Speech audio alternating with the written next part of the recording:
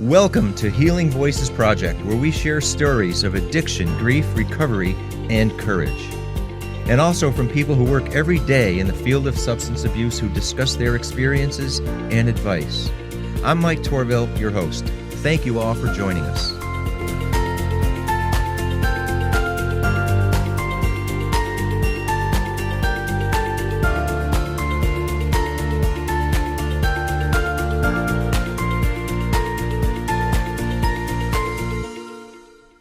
Okay, today we're back again. Thanks for joining us here at Healing Voices Project. I'm Mike Torville, your host, and today I have a guest, Jon Cunningham from Joey's Deli in Agawam. And Jon has a story to share, a very personal story to share that I think will be very inspiring. And Jon is the chef, owner, and pie master of Joey's Deli. It's been open now since December of 2020. So going on a year and a half, and they've had some great success. And they certainly have some great food there too. But we're not here to talk about the food. We're talking about Jon's story. And Jon, you're also a long distance runner too. Yeah, I've run some miles. Yeah. We'll talk about that. And thanks for coming on. Appreciate you coming on, Jon. Thank you. Thanks for having me. Sure. Well, you have a story to share, and I know we didn't get too deep into it, and I know we've got a lot to talk about. But first of all, and I don't want to call you Joey because you're not Joey. I'm not Joey. And your shirt says so too. Yeah, my shirt says when developing the business, I'm like, everybody's gonna call me Joey, so let's just put it on the shirts. And it's a humorous thing, and people like it. People laugh at it, and it's a talking point when you come into the deli. You know. Well, I might slip. Joey is my wife, Joanna. Okay, so, yeah. That's good. Yeah, I call her Joey. Well, the business is going well. It is. And, it's going really well. Yeah, and you've had this is a whole new venture for you, and prior to that, you've had. Well, I'm not going to jump ahead because we're going to get into your story, but you've now had 10 years of sobriety. Is that correct? Yeah. The 10-year thing on the Facebook post, that was 10 years from when I walked out of jail. So I've been sober away from drugs for longer than that. I've had one minor slip up about 9 years ago. I drank one night. So I personally don't keep track of my date. I do know it was sometime in February, and I want to say it was 9 years ago. Uh-huh. But I don't keep track just because that one time I drank, I know it could be gone in a day. So it doesn't really matter when it could be 20 years, it could be 30, it could be gone tomorrow. So I don't really pay attention to the time. And that's not uncommon. Yeah, right? Yeah, I know I'm not alone. It is good to share how long it's been so other people know it's possible. So, right. But I just, for personal reasons, don't keep track of the exact date, you know. And I guess if we were going to talk about what happened, what your life was like prior to that, years and years before that, we might as well start at the beginning, right? And then see how your story developed and how you've changed and how everything else around you in your life is a complete 180 from what it was before. So let's just talk about the beginning. How did your addiction begin?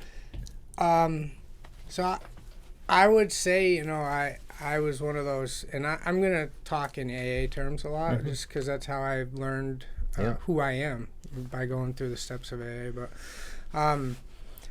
I believe I was an alcoholic from the day I was born, in a sort of way. I had all the, what they say, isms. And your family? Yeah, my family, just who I am. I was a really shy, quiet little mama's boy. Mom babied me. I had very little self-confidence. I could not go in front of people, just very shy, and never comfortable in my own skin. Now, you had brothers and sisters growing up? 2 older brothers. Okay. Yeah. And just my whole life that I was just scared. I was the type of kid that was scared to walk down the road, thinking I'm either going to get kidnapped or something bad's gonna happen to me. It was weird. It was just how I was as a young child. You were the youngest, obviously. Yeah. 3. When you said you had some of the traits or the isms, were members of your family Oh, my father is an alcoholic. Uh-huh. Oh, what? He's passed away. He was an alcoholic. My grandmother died of cirrhosis of the liver. I have another brother who's, had issues as well. Yeah. And I mean. So from It's there, definitely in the from family. younger, yeah. Yeah. So when you grew from the younger age and became a teenager, is that when, I don't know, someone a lot of so start, like I never really felt like I fit in. Uh-huh. So, I was always my I have got two brothers. My second, just oldest brother or older brother is 16 months older than me. So I was always in his shadow. He was a year older than me in college or in high school. Mm-hmm. And I felt like I never really had my own friends. We kind of shared friends, and like none of them were mine. You know what I mean? So I was never got to be my own person, kind of. And I just started smoking pot in high school, and that's where it all started. It was a way of getting me out of myself. Mm-hmm. And you drank too? No, I was never really a drinker until I turned 21. Okay. But I made up for some lost time immediately. Like, I was just a big stoner, Yeah. I graduated high school, and I went to culinary school down Was that at Johnson local, Wales. by the way? East Hampton. East Hampton? Yeah. Okay. Born and raised in East Hampton. Some relatives in East Hampton. Yeah. We'll talk about that later. Right? My whole life was Yeah. East Hampton. Uh-huh. So went to college in Johnson Wales down in Providence, Rhode Island, and I did really well because it was something that I loved learning about. And from there, I did a summer program for college, and I ended up not going back to college and staying where I was and learning culinary skills at the School of Hard Knocks. Just That was in Providence? no, I did this summer program up in Putney, Vermont. And Oh, wow. I Okay. spent like 2 years up at the Putney Inn. Yeah. And just worked, and learned the trade there. But still, I was not really a drinker. I'm not saying I never drank, but it wasn't your main thing. Yeah, Yeah, it was yeah, not yeah. a problem for me whatsoever. Yeah. I rarely drank. Then I moved back home. Circumstances brought me back home when I was 20, shortly before I was 21. And this is when a restaurant opened up, the Log Cabin opened up. And and that's where it all began for me. I started working at the Log Cabin, and I had a lot of friends there, and turned 21 there, and just The gates opened up. Huh? the floodgates opened up. I mean, had some of the best years of my life there. I spent a lot of years at the Log Cabin and drinking. And But you having fun. functioned right through. You Absolutely, yeah. I was always a Yeah. functioning person, Yeah.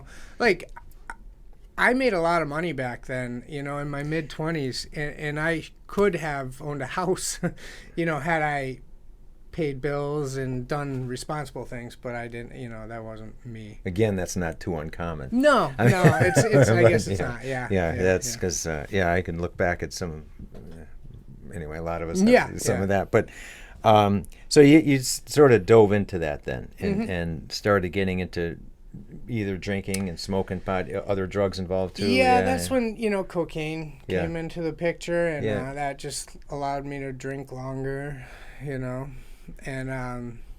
more, and we had plenty, sleepless nights, and go right back to work, and like all the while, like I always worked 60-hour work weeks, whether it was just the Log Cabin or the Log Cabin and a part-time job. Like I've been a worker my whole life. Plus, within the restaurant business, you're working the hours that everybody else isn't working. Yeah, every weekends and weekend, every nights. holiday, yeah. So you're off with that too. Yeah. Sleeping isn't Yep. the normal cycle. No. No.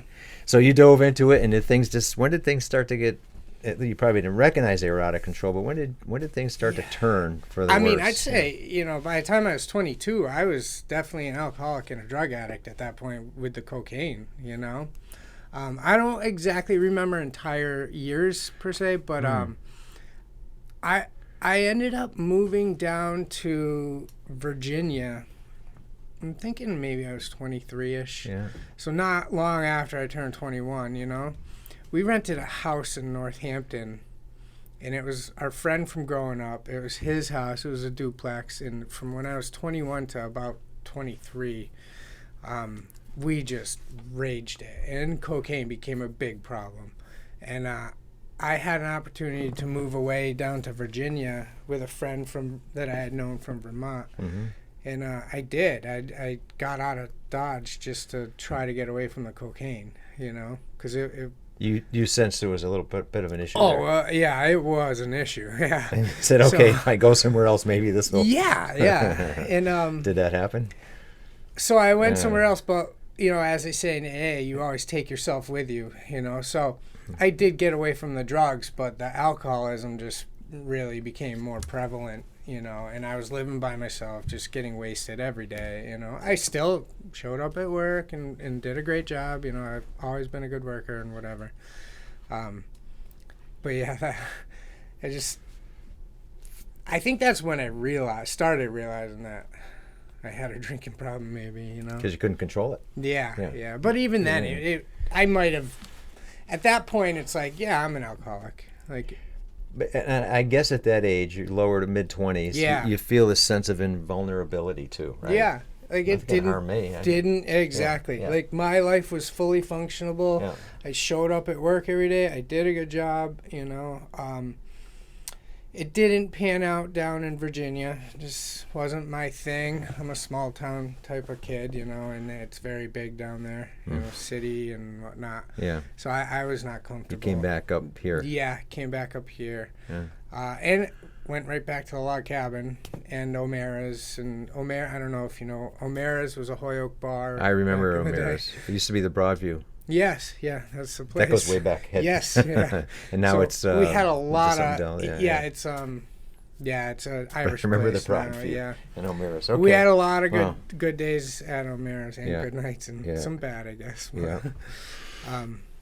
So yeah, I came back to the log cabin and I went to Northfield, Mount Herman. I worked up there for some years and lived in But you continued Greenfield. drinking. I've always a drinker. We'll go in and out of the cocaine, I think.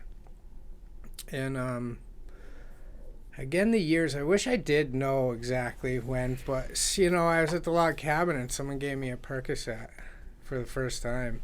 And I was like, wow, this is amazing. Some people, they take one of those pills and they're out cold, and complete opposite for me. I mean, the second it hits my stomach, I got the butterflies and I have more energy than you can ever imagine. And it's weird how the chemistry allergy, affects you different.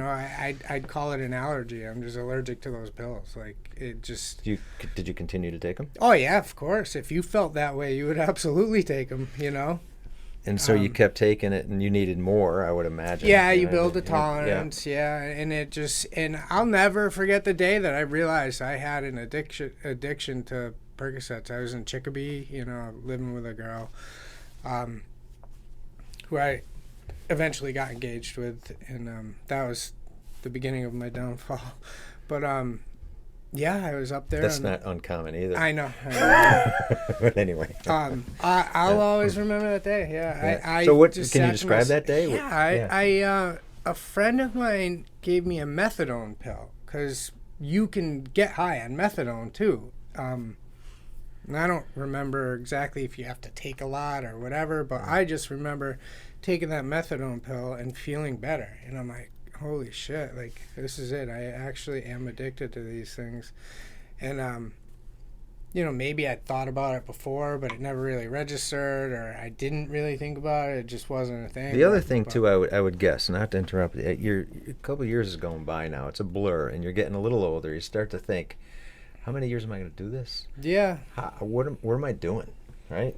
Yeah. I mean, honestly, I don't even know, because my life, I lived with a girl. I had a good job. I was making good money. Life just kept going. Yeah.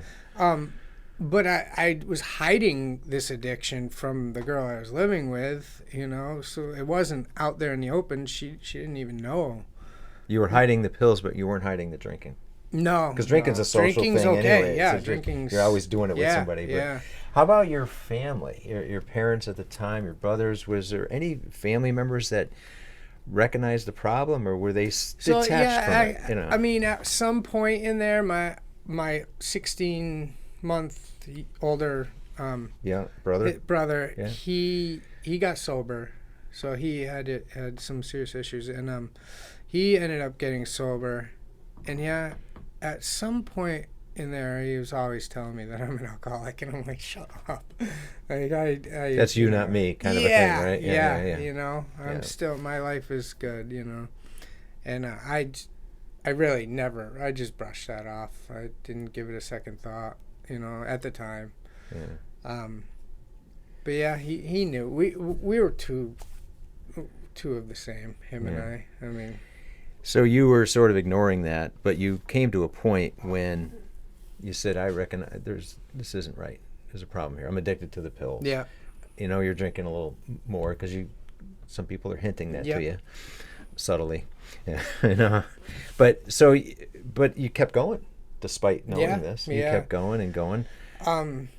There came a day eventually, you know, and I mean, it was years, you know, but there came a day where the pills finally got to me, because pills are so controlling. I just remember, you know, my whole life was consumed with how I'm going to get the next pill.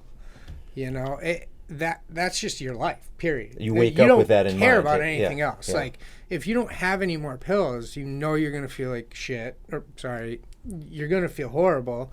Yeah. You need to find the next pill. You get dope sick? Is that what Yeah. I mean, it's the same thing, you know. And so I just remember I was working at a bar restaurant in East Hampton, and that's when I was always at my worst. And every day I'd get in there and just be on the phone. You know, I'd work, but I'd be on the phone.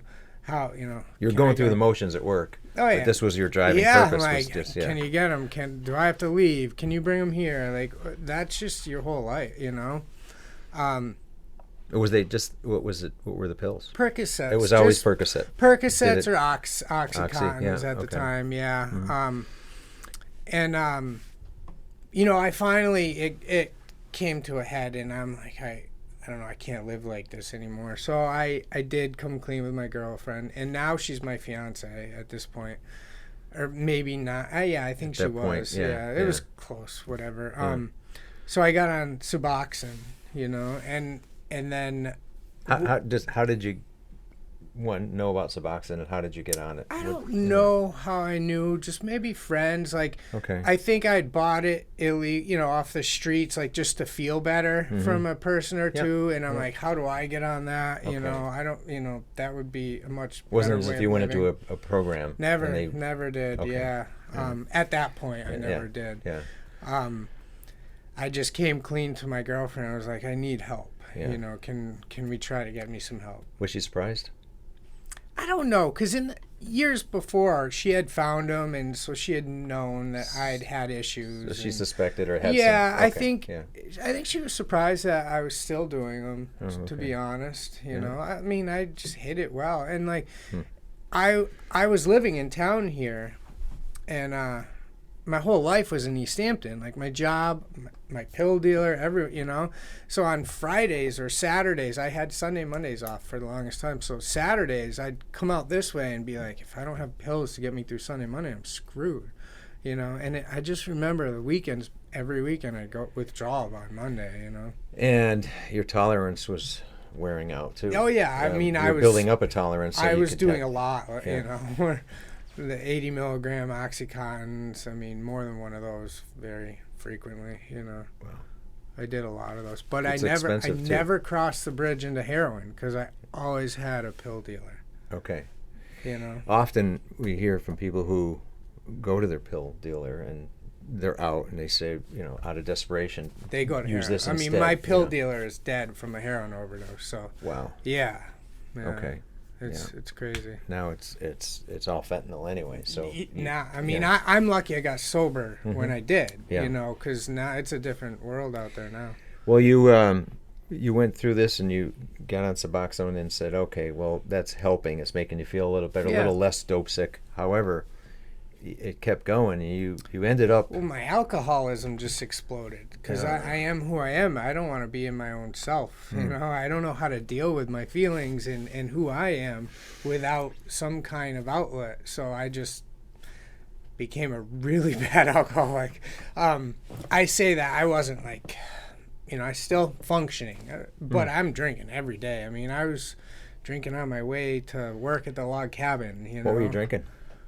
It always changed. You know, twisted teas for a long time till just the acid reflux was so bad between twisted teas and all the pills you're taking. Like, so I mean, Budweiser at one point. It would be a vodka, beer, anything. Was it just? I was never a crazy hard alcohol guy. Okay. So at the end, I was drinking so many Hornsby ciders, like a lot of them things, and it was not a good situation. I mean, I would wake up in the morning, my stomach would be hurting me so bad, and I wouldn't even think twice about cracking a Hornsby on the way to work. Like, just tasted like a sweet apple juice. It was amazing. Wow. You know? Wow. Yeah, I used to blame the shakes on the caffeine. Like, I need a coffee. Like, are you kidding me? I laugh at it now. I mean, I know what it is now, but I was honestly naive back then. I didn't even know that the shakes were from the alcoholism, you know? That's definitely what it was in me. Right. Looking back. And so you kept this up for years, and then you mentioned earlier that you had gotten out of jail, but what got you into jail? You know, I was engaged with this girl, and I broke it off. And to make a long story short, that girl took care of me. She, you know, I lived with her. She paid all the bills, everything, and so I have nothing. I'm just like, I can't do anything for myself. I've never been by myself my whole life, you know. So I break up with her. I have nothing. So I moved back home with my mother, and here I am. I felt like this, you know, little 1-inch little kid in this huge world. Like, I don't even know what to do. I was just a lost soul, you know. Mm-hmm. And I was relieved I wasn't marrying the girl. I didn't inside want to, you know. Mm-hmm. But I didn't know who I was, what I was doing, or anything. And someone introduced me to crack, just one hit of crack, and I was like, of course I'll do it, you know. Why wouldn't I?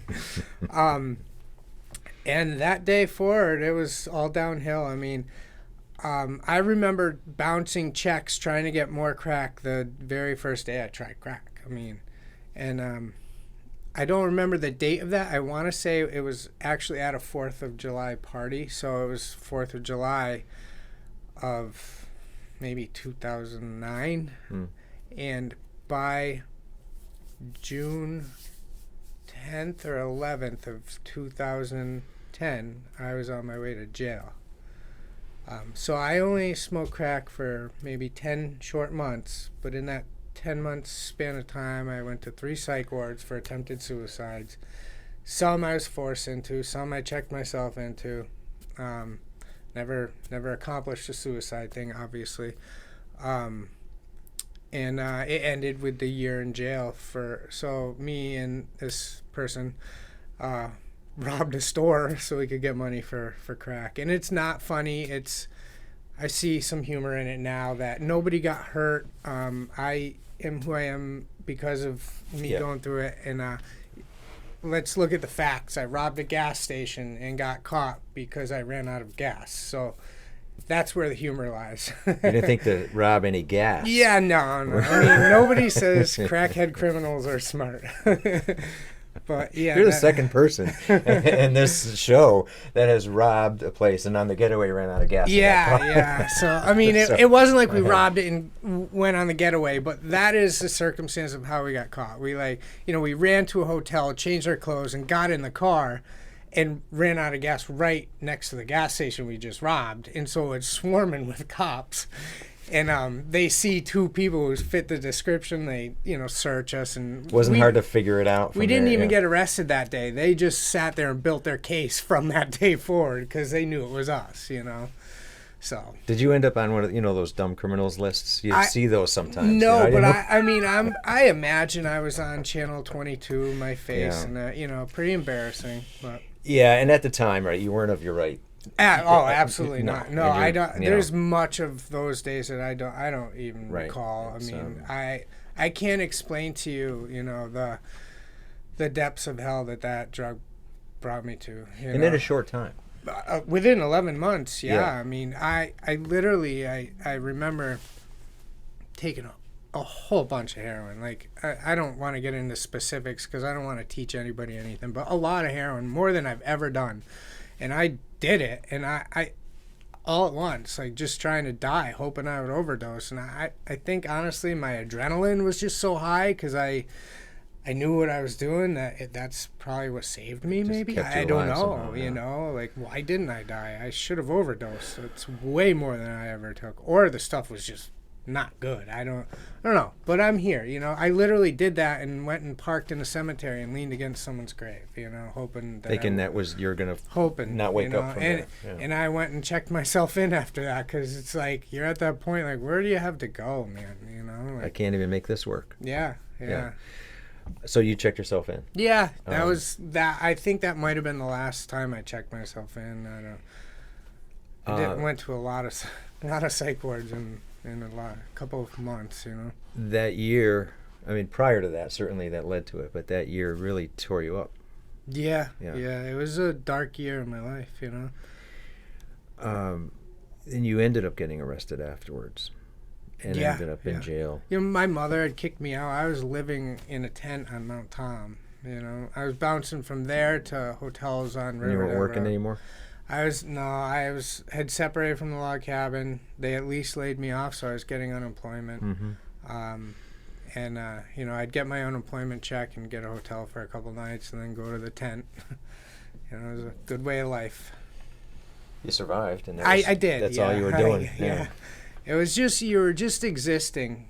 Just, you know, the anxiety when I didn't have the drug. Because, like, you don't withdraw from crack. It's not like heroin.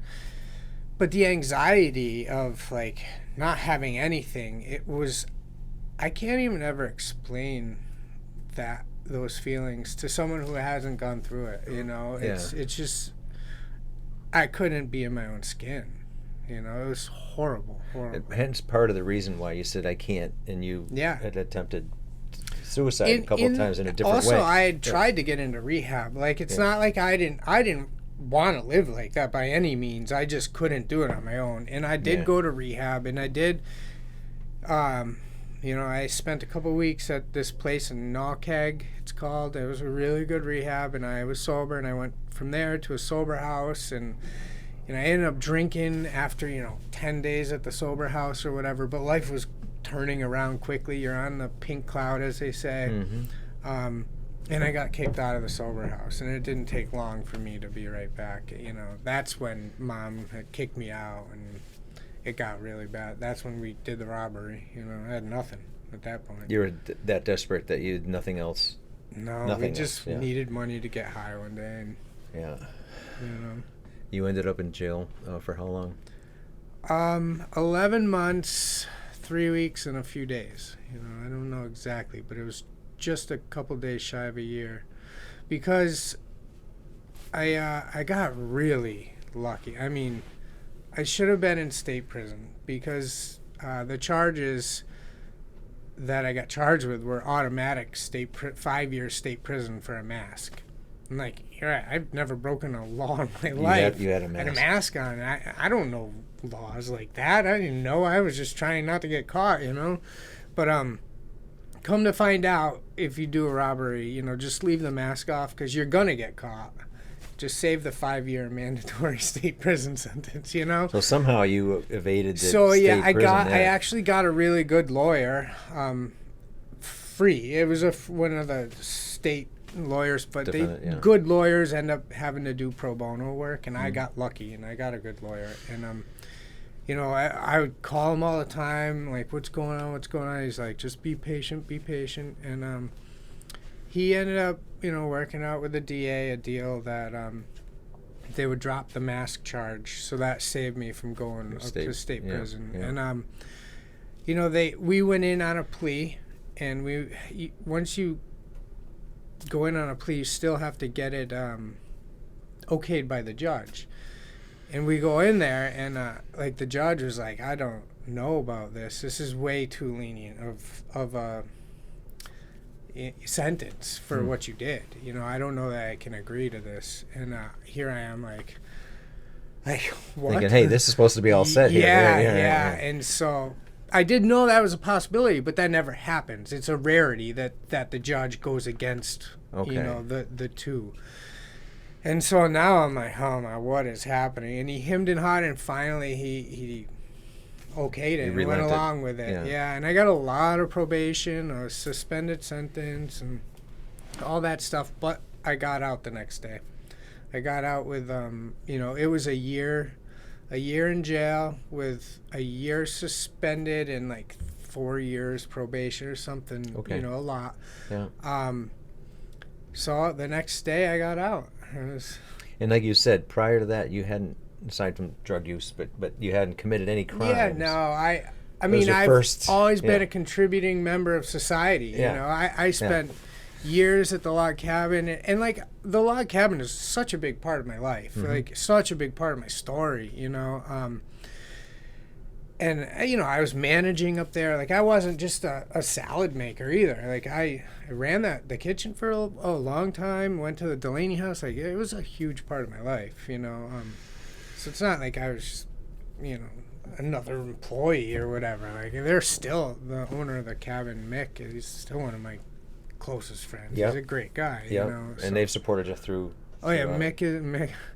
Yeah. I called Mick the night I got arrested because he knows a lot of people. And I think he called the West Side PD, and they were like, Mick, there's nothing we can do to this one, It was a serious charge. That's tough. Yeah. So when you got out of jail, and you say, okay, what else can go wrong here, right? You've been in jail, you've gone through the drug use and everything and the drinking. Something changed that you said, okay, now what? Oh, something changed in jail. Yeah, well, what was that?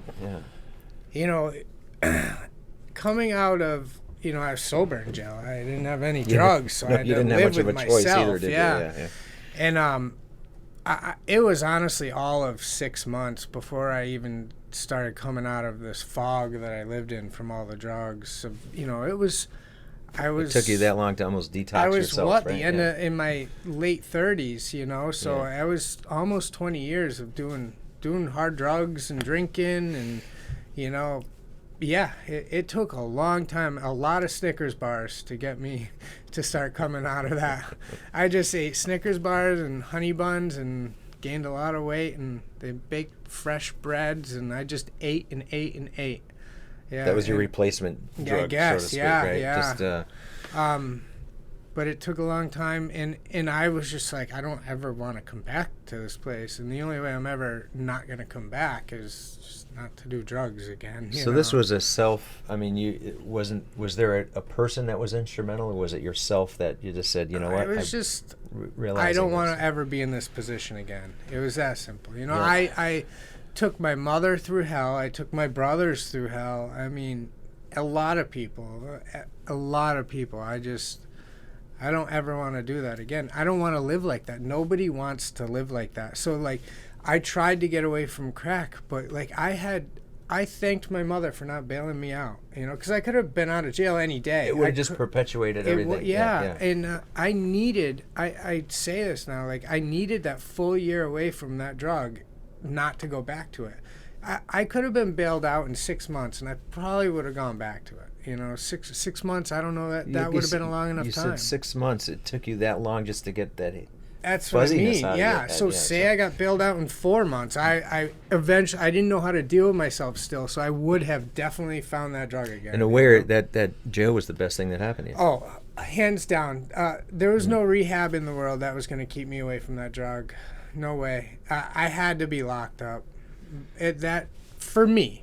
I'm just speaking for me. Other people may do it different ways, but I know the grasp that drug had on me, and it's unbearable. That was one place where you didn't have a choice, that you didn't have options, you didn't have a means to get that. Yeah. So it was forced, but it worked for you. Yep. Best rehab in the world. Yeah. You don't recommend that as I don't recommend the first go-to place anyway. No. But so once you get this through your head and you say, okay, you got to get out and start a life again from nothing. So the day before I got arrested, I sold my car and we smoked it all that day. Literally. So when I got out of jail, I had some clothes, but that was it. Yeah. So it's kind of like a big now what? What you know? Did you go back to your mom's? Or? Mom took me back. God bless her. But I had day reporting so I had to go to Northampton every Monday through Friday, like 9 to 2, something like that. Okay. And they were just like drug classes and whatnot. And you're in there with people I was in there with people from the Hampshire County Jail. Like, none of them care. Like, I didn't want to live like that, so I actually tried to get something out of the class, and I knew that I'm turning my life around at this point, you know. So I took everything serious. But I had to go to these classes, so they gave me something to do during the day, and then at night I had an ankle bracelet on for a while. I would just go to meetings, and then I think I had a curfew probably, and I would be home, you know, and that was my life. I go to the class in the day and get picked up at night. I didn't have a car or anything, you know. Go to a meeting and then come home, and I slowly built a foundation in AA and got some sober friends. And you went to AA meetings locally here? And mostly in Holyoke, Northampton, Chicopee. Like, just that was my home base group. I was living in East Hampton at my mother's at the time. Okay. So it took a while. I mean, there was, you know, that was 10 years ago. About a month ago? It was about 10 years ago. Yeah, it was May 4th is when I walked out of jail and lit up a cigarette. 2012. Like an idiot. Yeah. After being away from cigarettes for a year, I lit one up right in the parking lot. Do you still smoke? I don't smoke anymore, no. So, well, you earned that one. I picked it right back up, though. Yeah. I definitely became a smoker again right away. Okay. But I didn't care. I just wanted to stay away from the drugs and the alcohol, you know. And how I did that was just building a foundation in AA. I owe it all to that, you know, that and my will to not want, you know. You can't do it on your will alone, though, I don't believe. No, and then not in the end, but because it's not the end. Yeah. It's, you're always in progress. Yeah. But in those years that followed, you met someone, you started a business, you began running. Yeah. And I mentioned that earlier because I said long distance, but you've run marathons, half marathons, and even longer. I did a 150 miler. Yeah. That's almost 2 marathons. Yeah. It's crazy. Jeez, how long that did that was take? one of the greatest days of my life. Yeah. Oh, hands down. Like that. Yeah. It's a culmination of a lot of hard work and. Well, you have to train forever. Yeah. And I did it with one of my closer friends, and the day was amazing. It was amazing. To think that I can even do stuff like that. You didn't do this. You didn't run before, did you? No, When did you take that up? I got out of jail, and you know, AA, and it's weird, you know. There's so many people in AA, and my oldest brother's ex-roommate was in AA. A good friend from growing up. Like, I've known him since I was like 2, you know. Yeah. And so he started bringing me around a lot, and he's a runner, and he's like, let's go run. And I still remember the first day I went for a run with him around Ashley Reservoir. I'm like, all right, we'll go to that telephone pole. And then we walked, and I was a smoker back then, you know. Yeah. And I took it up. I just started running, you know. All my sober friends are runners, I think. It just, it's what we do, I guess. Yeah. I used to run, then I had that'll put a damper on things. Multiple knee stuff, so I can't run anymore, which kills me, because what I used to love about running is in a moment, you can say, I'm going to decide to run, and by the time it takes you to put your sneakers on, you're out the door. Yeah.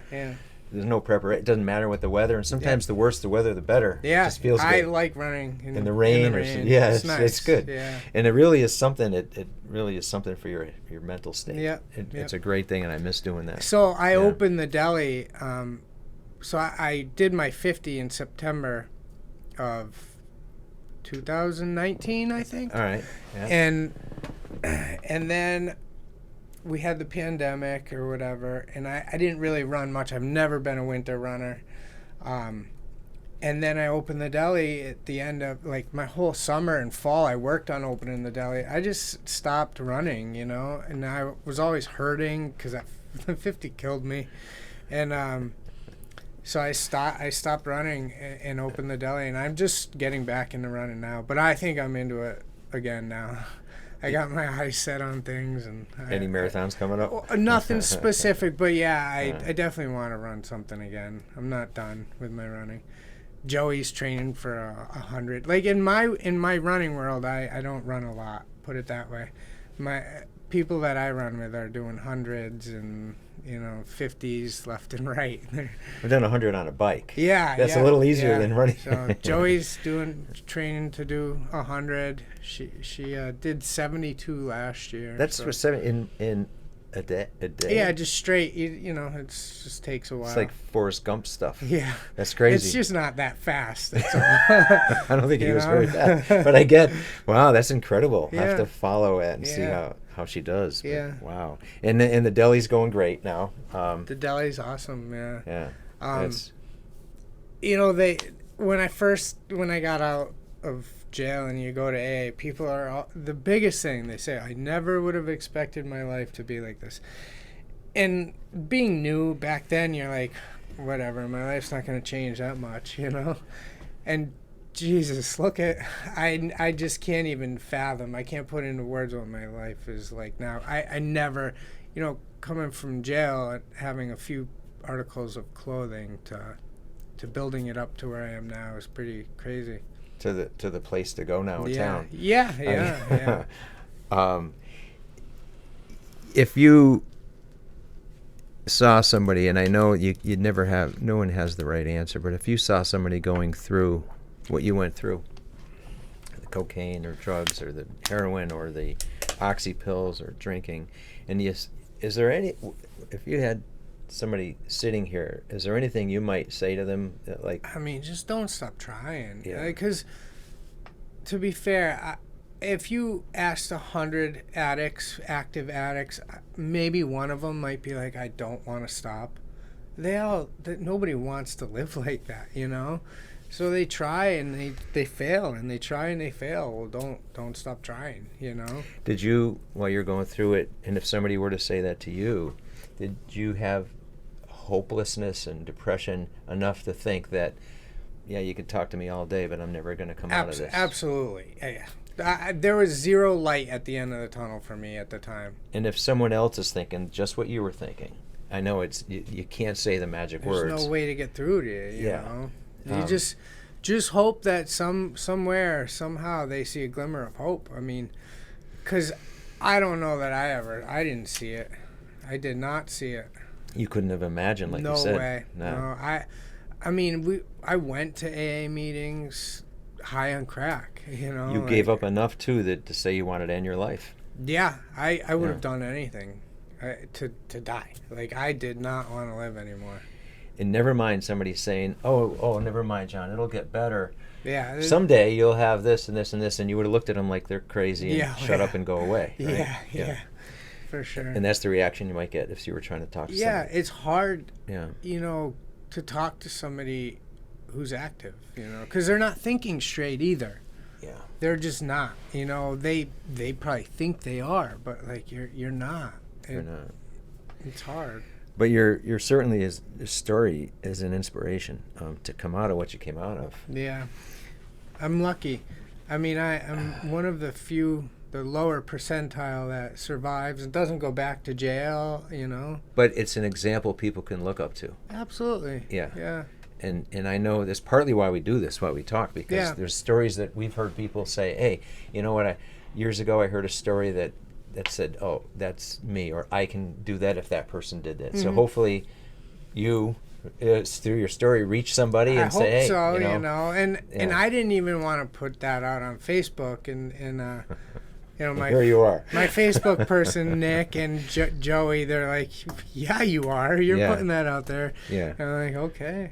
I don't do the Facebook. I let her do it, but And when people, at least my experience in this sort of thing, and we've been meeting with so many people, and I think Les can say the same thing, because we both said, the stigma of it all, first of all, it's always there, and you think, oh wow, this person was a drug addict or an alcoholic, and they may have been homeless or maybe whatever, and just all the people I've met with during this podcast and the book that we wrote is the tremendous respect and the courage it takes to say, you know what, this is who I am. This is my life, and if my story can help somebody, then I'm willing to tell it. Yeah. And as hard as it is to do that, it's a courageous thing. And we've had many people say, hey, you know what? I was just like that guy. Or I see myself or my family in that person's story. And so maybe I can learn something and change something or motivate somebody to make a change. Any of those things could happen. We may never know about it. And that's okay, but you certainly are, among many of the people who've been on this show, an example to hopefully do the same thing. And like that's why it's important for people that are struggling to, like I said, I went to AA, high on crack. Well, go to a meeting. Even if you're not sober, go to a meeting. Like you just have to have the desire to go to a meeting, because you may see yourself in someone talking, like, and next thing you know, a light will go off. That may just be the light that you need to get you to keep going to another meeting. Right. I like the meetings. I don't go that much anymore. I'm not gonna lie. Yeah. My life's changed a lot. I don't have the time, which is a bad excuse. I should be going to meetings, but what AA did for me, there's nothing in this world that could do for me. I learned things about myself that I never would have learned without going to AA. Right. I'm a big believer in AA and what it does for people. And you didn't know what you didn't know. It's a saying in AA. You don't know what you don't know. You know. Yeah. It helped me a lot. Well, I think you'll help other people too. I hope so. Well, we'll keep talking, and again, maybe we'll get another update. Yeah.